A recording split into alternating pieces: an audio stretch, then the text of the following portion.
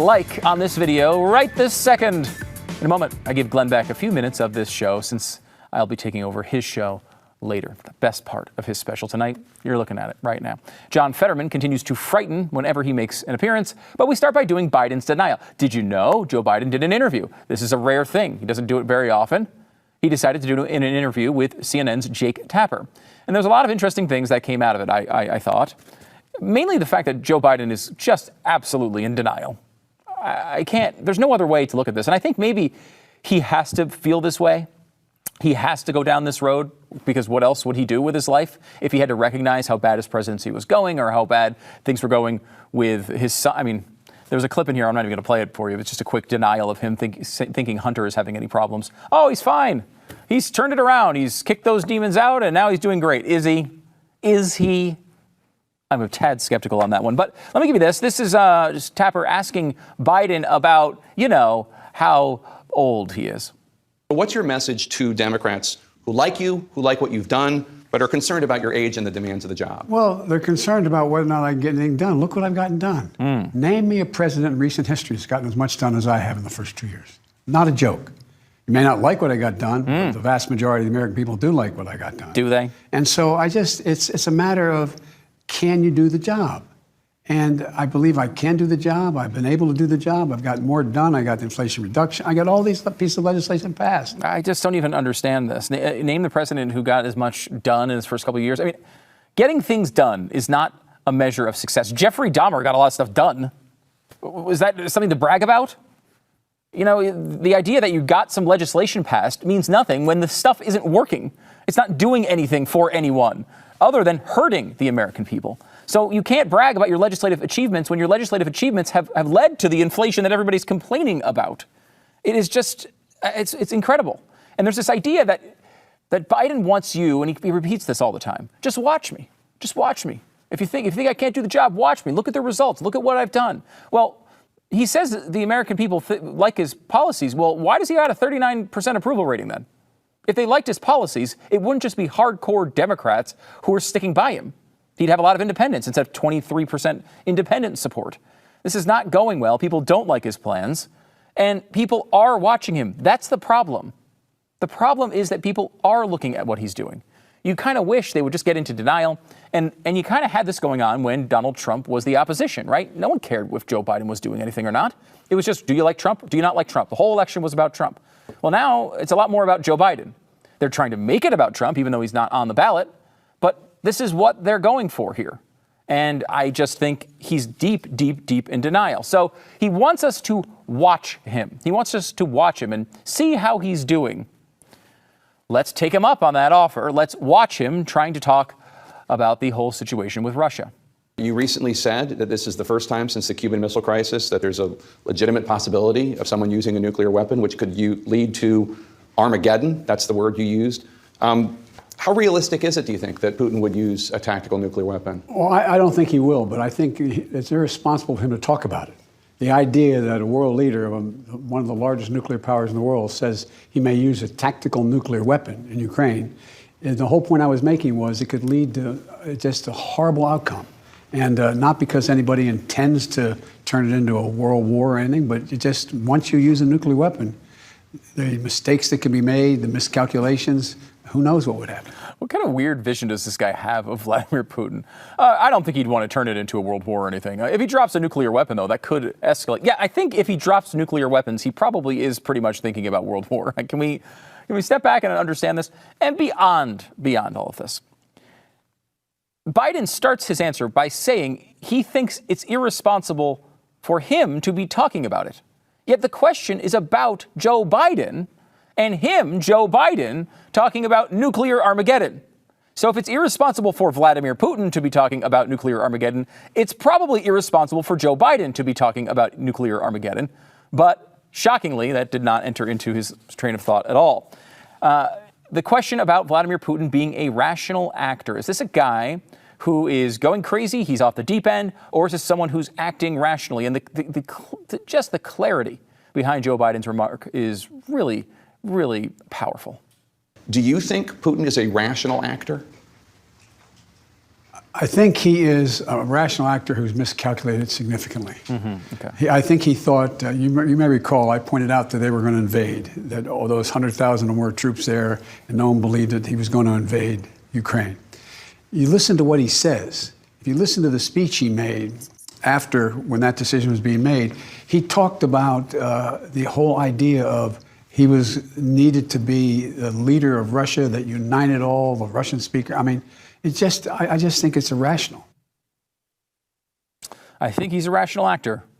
I just think it's irrational. Which I guess you could claim he tried to kind of back out of it and just say, okay, well, I was just talking about the speech being irrational from a rational person. I don't understand this. And look, the bottom line is with the whole Russia situation, the only thing keeping us out of nuclear war, the only thing keeping us out of World War III, there's two things actually. Number one, Vladimir Putin and his rational behavior, his restraint, and Joe Biden's competence. So if you have faith in Joe Biden's competence and or Vladimir Putin's restraint, you should be pretty confident right now that we're all going to be A-okay. If not, we're screwed. So we'll see how that plays out. Now, there was one thing on the mind of Joe Biden when it came to Russia. The most important thing I think we can talk about right now when it comes to Russian relations, you might say, wouldn't it be great if Joe Biden could meet with Vladimir Putin, try to talk him off the ledge here a little bit, try to stop him from doing all of these things and try to smooth things out, make it for some sort of peace, no matter how you could do it. He will not meet with Vladimir Putin over that, as he lays out clearly, but he will meet with him for one particular reason.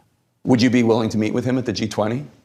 Look, I have no intention of meeting with him, but for example, if he came to me at the G20 and said, I want to talk about the release of Griner, I'd meet with him. I mean, it would depend, but I can't imagine. So we're on the verge of World War III, but we've got to protect that WNBA season.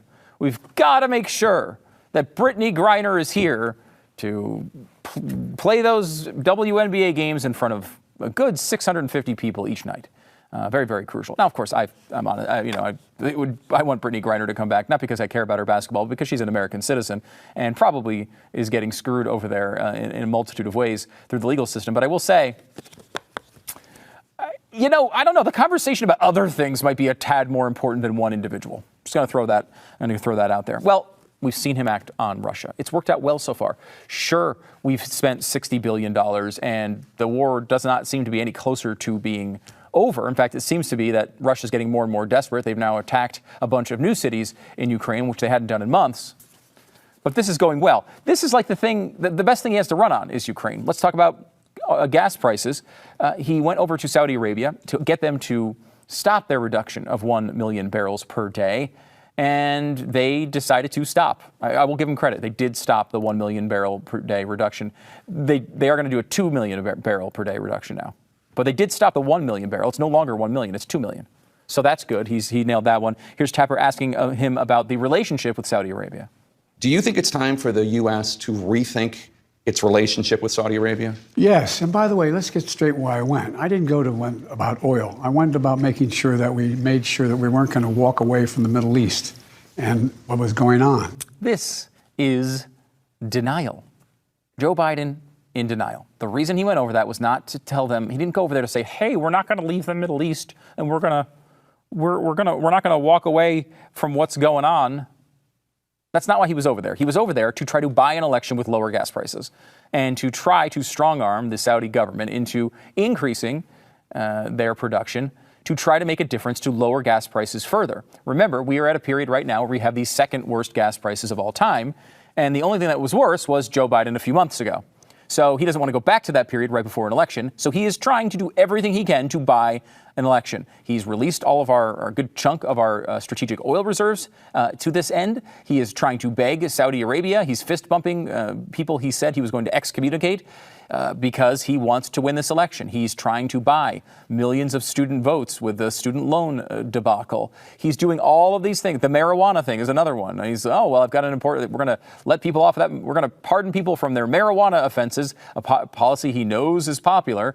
And so he's doing everything he can to try to buy people and buy their votes. That's what's going on here. That's, of course, why he was there. How about the economy? Now, we have an economic situation that everyone recognizes is pretty bad. We went through 2 consecutive quarters of negative growth. That usually is what we would refer to as a recession. It might wind up being just that, and it's a very mild recession, but that's basically what it was. Of course, Joe Biden is in denial on that question as well. Should the American people prepare for a recession? No. Look, they've been saying this now. Every 6 months they say this. Yeah, but every 6 months they look down the next 6 months and see what's going to happen. They were right last time. It hadn't happened yet. Yes, they it hadn't.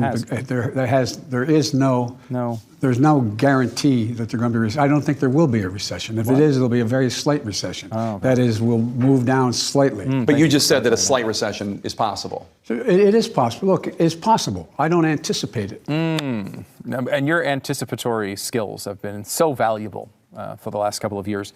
I will say, as a great communicator, the great communicator, Joe Biden, when he was able to clarify that when he said a very slight recession meant we'll move down slightly, I thought that was really remarkable. Really added a lot of color and depth to that particular point, and just incredible.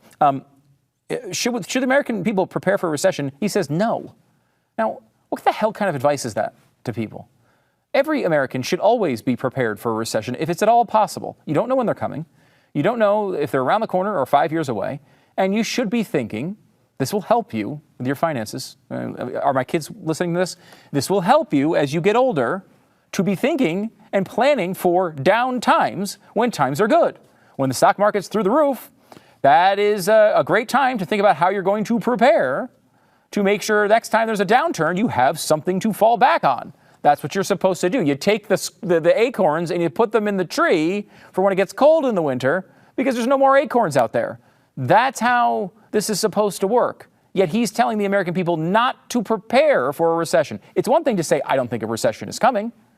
It's another thing to advise the American people when we're on the verge of a recession, when economists all across the country are saying there's a recession coming in 2023. That's in addition to what we've already seen with 2 negative quarters of growth. To advise them on the edge of a potential financial cliff to not prepare is incredibly irresponsible for a president to do. And why is he doing it? Well, number one, he's in denial, sort of the theme of this episode. Number two, he wants to win this election. He'd rather have the American people unprepared for a recession than to admit it's possible and lose a few votes. That's who this guy is. Joe Biden is no moderate. He's different than like the typical left-wing ideologue. He's been all over the map. He's not like an AOC. That's not who he is. He is a real product of Washington, D.C., a guy that will do or say anything to keep his power going. If he thinks being a moderate will help him, he'll be a moderate that day. If he thinks being a liberal will help him, he'll be a liberal that day. That's what he does. That's who he is. He's like a really old Beto. It's kind of basically all this guy has been throughout his entire career. Except, I should clarify, he's won some races, so he's not exactly Beto. Let me give you this, because this is, watching this thing, you might say, okay, this is just really bad, and he's flying off the cuff here. He's getting questions he doesn't understand. He's trying to do something. He's obviously got a bad record. He's trying to navigate his way out of this. You might say, well, what's he going to do? He's trying to recall these things off the top of his head. No, I want you to watch this clip closely, and just this will give you a real realization about who this guy is. We passed so much legislation that significantly makes a point about, for example, the American Rescue Plan. That's Joe Biden dropping his notes in the middle of the interview, and Jake Tapper helpfully picking them up for him. That interview, all that stuff we just talked about, that was Biden with notes. That was not him just off the top of his head. He actually brought notes to that interview. He had guidance to do what you just saw. That's who this guy is. He is completely incapable of doing this job. That's mainly told to you by the results. It's mainly told to you by how badly things are going, by his approval rating and all these other things. But when you watch an interview like that, you realize he does not have his finger on the pulse of any of this stuff. And he's so desperate for power that whether it's honest, whether it's intentional, whether it's disingenuous, he's just continuing to remain in this constant state of denial to win this election. It's embarrassing. The president should do better. And guess what? In just a few weeks, we can try to take some power away from this guy so he can't do any more harm to us. Who does America?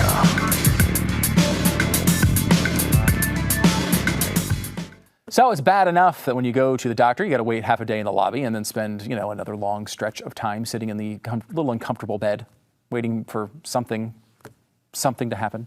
But then, to make it 1,000 times worse, when the doctor actually does show up, you have to tell him that you've got, performance issues going on. Nobody wants to do that. It's time to change all of that, and you can do it with RexMD. RexMD makes getting generic and branded ED medication easy. Everything is online, even the prescription, and they deliver it right to your door. There are no office visits, no having to talk to a receptionist, none of that. It's super simple. Just fill out a quick medical questionnaire on their website, and a doctor will review your situation and prescribe you the ED meds if it is appropriate. It's fast, it's simple, it's cheap, and you can access your U.S. licensed RexMD physician anytime that you really need after that. Go to rexmd.com/Stu. Get started today with a starter pack of prescription or generic ED medication. All orders come with free 2-day shipping. It's RexMD, the authority in men's telehealth. rexmd.com/Stu. It's rexmd.com/Stu. I am joined once again by Glenn Beck. He has a brand new special coming up tonight, right after this, 9 p.m. Eastern. Be sure to stay tuned. Tonight, it's Election of Consequence, what the polls are not telling you, starring the one, the only, Stu Burguiere. That's what the tagline is on all the promotion tonight, and I'm excited to be part of it. You on that show. Why am I here then? I have to talk to you twice. This is way more Stu than's in my contract. That's true. Yeah. No one needs this much Stu, including my family. They don't need it either.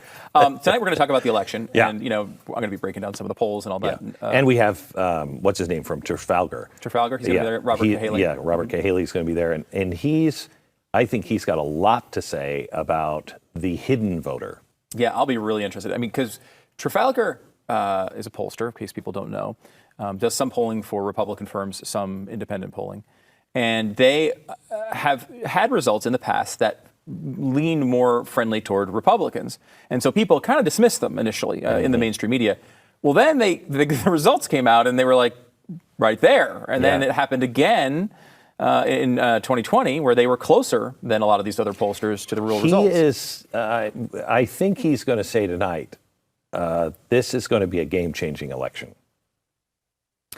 I will say, I've watched the poll results that have come out of there closely, and they are, again, sort of toward the right of a lot of the other pollsters. I really want them to be right. That, I will say. I do too. Yeah. I mean, they had one poll that had Kathy Hochul in New York only up by 2 points. Yeah. Now, I don't know. He said that there's still more. Well, you'll hear it in a little while. Yeah. But there's a lot to learn from him and the polling numbers. I'm interested to hear that. Steve Deace is going to be on as well. Yeah, and he has quite an amazing look at the polls. I'm anxious to hear you two talk because you watch these state races. And Steve is a guy who he's been involved. He's been involved. Yeah. I mean, he was a political consultant. Yeah. Yep. So we'll get into the polls and stuff more tonight. Let me go fundamentally to a question that's been bugging me, and I don't know how to handle it with our audience, which on radio and conservatives in general. No. Go ahead, Padawan. My little Padawan. Yes. Go ahead. There's a big portion of the audience that is convinced that the 2020 election was stolen, right? We know there was a lot of shady rule changes and all sorts of things that went on, and no one knows the true extent of it. You've been talking to people about what do we do coming up to change this, and your answer has been vote, go out and vote, which is a sensible solution. But when so many in the audience believe their vote doesn't count, is that message going to connect? I certainly hope so. I think if this election, if this one comes out and it's a bloodbath for the Republicans, look out. Look out. Yeah. You know what I mean? For a million different reasons. For a million different reasons. And I think the same could be said for the Democrats, because I think the Democrats, every time they lose in the last 20 years, it's always stolen. And they have the muscle behind it to create havoc. So, we're not looking at anything good unless people show up and it's in droves. This is not like the 2020 election. Most places, they have pulled back all of those, voting boxes and, you could get it. Wait a minute, hang on, the tally is already in? Wait, he's filling out his right now. I mean, a lot of that has been taken back. So you're thinking that maybe the 2020 election was sort of a unique COVID bunch of weirdness. And people were passionate against Donald Trump or for Donald Trump. Nobody's passionate for Joe Biden. Nobody. Do you know anybody who's passionate on the left about anybody that's running in the country? See? I mean, you might think of one, but Yeah, not many. not off the top of your head. No. Can you think of people you're passionate about with a Republican, or topics, things that you know they would absolutely not do? You passionate about those things? Oh, yeah. Yeah. Yeah. And I think that's what's going to be the key here. Now, you can find some topics, I think, on the left that they're passionate about. For example, abortion. I don't believe it. There's this narrative. The mainstream media painted it for weeks and weeks and weeks. That I don't believe it. The abortion case got overturned. This animated Democratic voters, they're going to come to the polls and surprise everybody in November. You don't believe it. Why? Because I don't believe that the average person is for what the Democrats are for. They've never traditionally voted for things like this. It's never excited the left before. Okay. I just don't. I just think that the people who are really rah, let's celebrate our abortions is a very small number. And those people might come out, but those people are going to come out anyway. Yeah, it definitely seems like that. I mean, you look at polling and it shows they're a very small slice. The left is still trying to beat this into the ground. Is this just basically because they don't have anything else to run on? They don't have anything else to run on. Yeah. I mean, we saw this with J.D. Vance, right? J.D. Vance was in a debate with Tim Ryan the other day, and he was asked about this 10-year-old child who had to, was assaulted by an illegal immigrant, as J.D. Vance correctly pointed out, had to travel across state lines. And I was watching that, and he, I thought, did a pretty good job answering the question. But I also missed all the times that Tim Ryan had to answer the equivalent question. What happens 10 minutes before birth? What about the thousands of abortions that happen in the late term? Why are Democrats never required to answer for the most extreme case of their belief? Because they have control of most of the media. And the places like the internet where they don't have the mass control, they don't come on. So who's holding their feet to the fire? MSNBC? CNN? No. No. I mean, when this stuff happens, every Republican has to answer for it. Now, look, there's a lot of different things to talk about on that particular case, but like, it is the most extreme of most extreme cases. It's an outlier in every sense of the word. Yeah, and she didn't have to cross state lines. The doctor was wrong. She didn't have to. Why wasn't it reported immediately? And why was the illegal alien here in the first place to rape her? I mean, it seems like it would be better, instead of worrying about the abortion that happens after the rape, is to stop the rape before it occurs. Yeah. And I will tell you that I think that's why so many, I've never in my lifetime seen so many people unwilling to debate. Yeah. Because they cannot win. Yeah. No debates. And even if there is a debate in the race, it's just one now. Like, why? What happened to 2 and 3 debates per? They could argue and smoke screen. You can't anymore. Yeah. This is the policy. You told us what the policy was, and even if I believe the hokey story that it's going to be good, here's the evidence. It's horrific. You want to tell me a little bit about that? Nope. Let me move to another race. Utah. Mike Lee. We both love Mike Lee, going up against Evan McMullen, not McMuffin.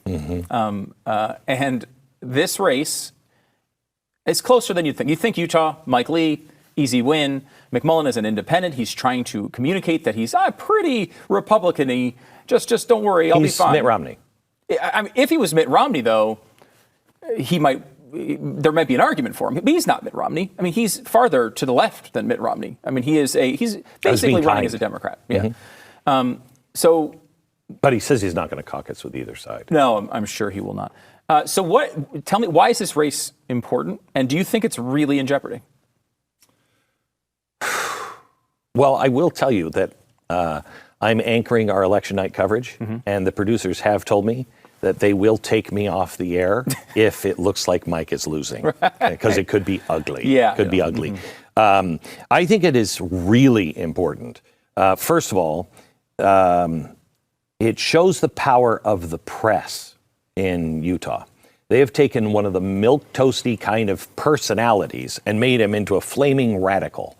They've taken somebody who is red, white, and blue Constitution and made him into a crazy man, okay? How can you make Mike Lee into a crazy person? They've done it. They've done it with enough people, okay?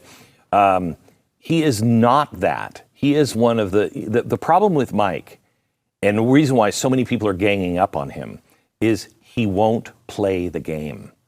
He won't compromise. So anyone can come to him and say, Mike, I need you to, He will not compromise. He was raised on the Constitution, okay? Why this matters to the rest of the country is twofold. One, he's probably the strongest on the Constitution. He should be a Supreme Court member. He's probably the strongest on the Constitution in House or Senate. Would you agree with that? Yes. Yeah. He votes Constitution every time. Even if sometimes he's like, has to hold his nose and go, Yeah. Okay. Right. Even sometimes it's not like aligned with his political interests. Yeah, exactly. correct. He'll do it anyway. He'll do it anyway. But more importantly, the left does not want to debate the Democratic record. So what they've done is they said no to running a Democrat, and they've put all of their muscle behind Evan McMuffler. And That's better. Yeah. And so McMuffler is a CIA agent. You notice we have a problem with some of these agencies? Yeah. I mean, that's the worst thing you could have in there. So as a CIA agent, the left has put all their money and their marbles into this guy, okay? And he's separate. I'm not a Democrat. I won't caucus with either side. I'm just right down the middle. I'm a Democrat. Or I'm an independent. Yeah. Really? Really? His job is to take Mike Lee out, and he will caucus with the Democrat, and I bet he'd caucus with Mitch McConnell. If you can get this done against Mike Lee in Utah, that system will work, and the Democrats have a smoke screen that they can run for every election until we stop having elections. Yeah, it's a really important one, and it's incredible to watch. This is a really like an innovative play for the Democrats. It is, and they're doing it in one other state. I don't remember which one it is, but they're doing it in one other state too. Yeah, this is something they're really trying, and it's also a way you can spend more money, because they can spend more money on other candidates and make it not look like it's all going to the same person. It's really underhanded, but that's what I would expect from the left. Glenn Beck, his newest special coming up tonight, starring Stu Burguiere. 9 p.m. I hate when they put that in there, because that's not. I can see the teleprompter. They put that in it has nothing. It doesn't say any of that. Election of consequence, what the polls are not telling you. As always, the best way to watch, blazetv.com/Stu, the promo code Stu. You're welcome, Glenn. Yeah, I know. I see you walking away. I don't know. There I am. Yeah, no, you're in the shot. There. Yeah. Wherever the camera is. Yeah, thank you for that. Okay. And you can just go ahead and you just do, whatever it is you do. okay, make sure to watch on blazetv.com/Stu. The teleprompter says right there. Yep, I know. You're standing in front of it. We'll see you in a second.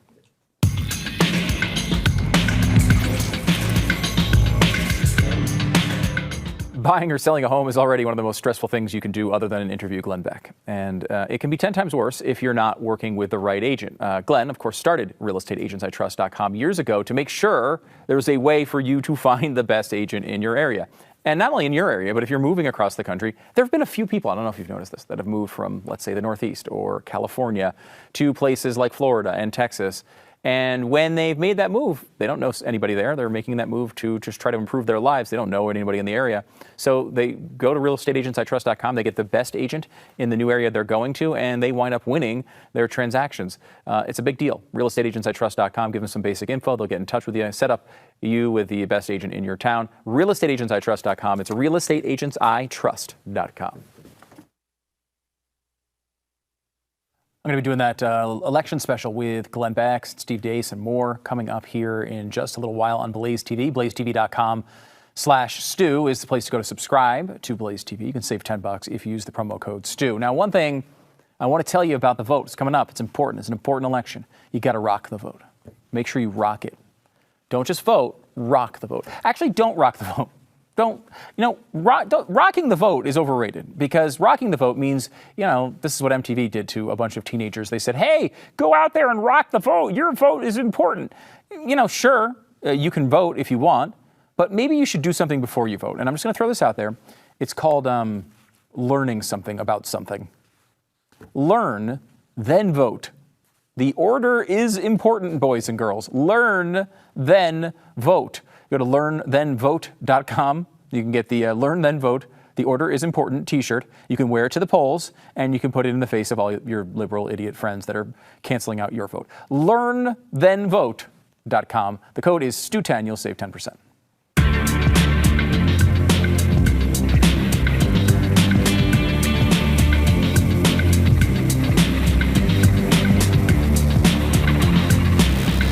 Almost 1 out of every 5 Americans never have a chance to live outside the womb because of abortion. It's the leading cause of infant death in the world. Over 63 million babies have been aborted just since Roe versus Wade was enacted, and a lot more will be aborted in its wake. We did a segment about abortion yesterday, kind of trying to get people caught up to the situation where we are.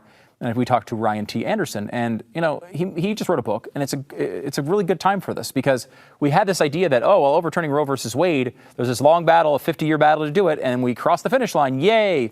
Not really. I mean, you're seeing where we are right now.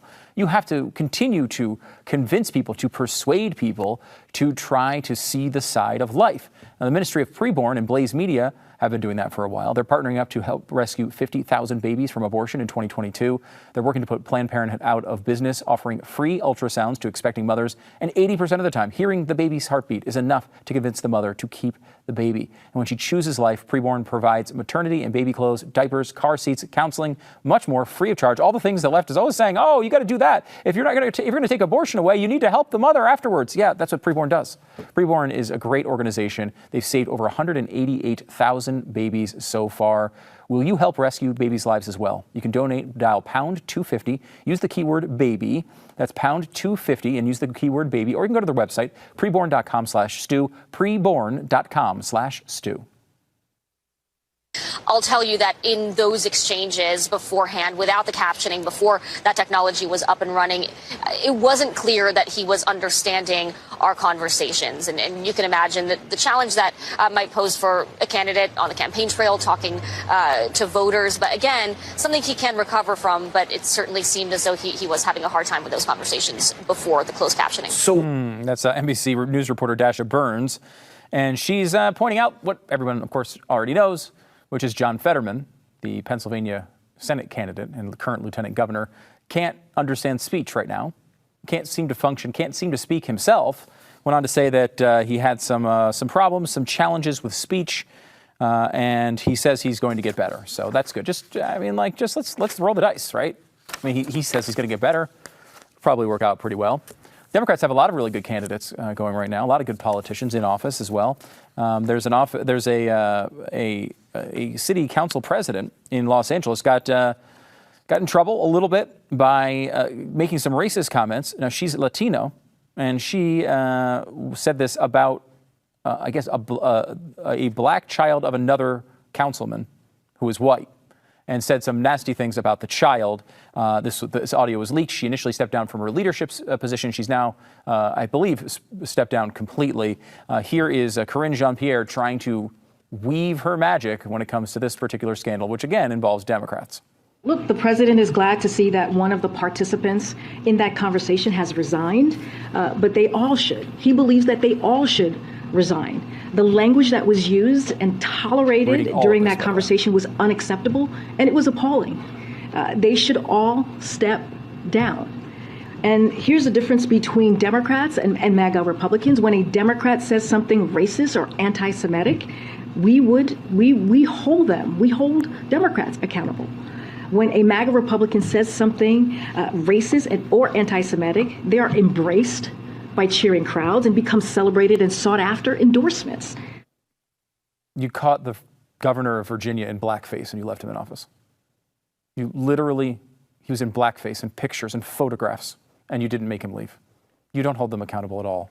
And why on earth would Corinne Jean-Pierre, of all things, need to read every single word of that response? Here she is, an African-American woman who you'd think would be offended by this behavior by Democrats, that maybe she could just express some part of herself, say, hey, I'm pissed off about this, I'm sick of this stuff happening, and I hate when Democrats do it. It just holds some of the blame. No, she can't even get through that, which she theoretically should understand really genuinely. She can't even do that without reading every single word. She is horrible, absolutely horrible. Now, I don't know if she got to comment on this, but we did want to make you aware for your children as they go through public school that when your child that was born a son is turning into a daughter, when they get to be 18, they still have to register for Secret Service. Not Secret Service, Selective Service.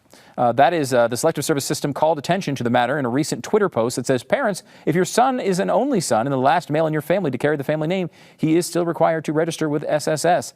Also, who else needs to register? U.S. citizens or immigrants who are born male and change their gender to female are still required to register. Why? We told it was all, science. You remember? They switched their gender. It's only males that have to do this. Why would a male, someone who was born a male, that transitioned to a female, why would they need to register? What could it possibly be? Could it be that they also know that it's still a guy? Could it be that? Could it possibly be that everybody who talks about this stuff knows what's actually going on and is denying it? Could it be that? I don't know. It's a tough one. We'll have to dig real deep and get to the bottom of it.